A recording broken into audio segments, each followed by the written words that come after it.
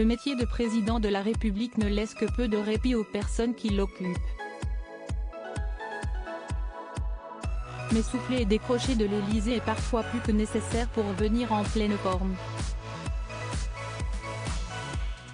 Au cœur des critiques autour de la réforme des retraites pour laquelle il a été quelque peu bousculé par les visiteurs et les agriculteurs au Salon de l'Agriculture à Paris, Emmanuel Macron a pris un peu de temps pour lui a rejoint la première dame Brigitte et les enfants, dont Laurence Auzière, pour une journée au grand air. Siesti à la Mongie, station de ski pyrénéenne très appréciée du couple présidentiel, qu'Emmanuel Macron a retrouvé les siens le dimanche 26 février.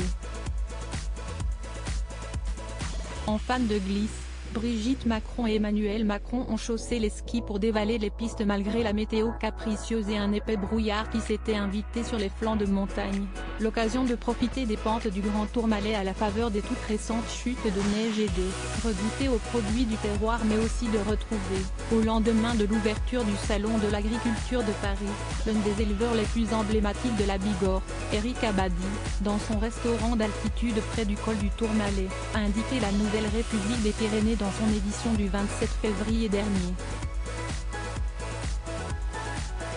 Au programme donc, détente et évasion en famille et repas de montagne comme toutes les autres familles présents à la Mongie.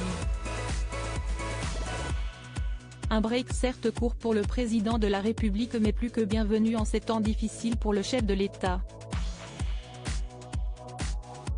Après plusieurs confrontations au sujet de la réforme des retraites lors de ses déplacements, le président est déjà parti pour une tournée africaine de 72 heures.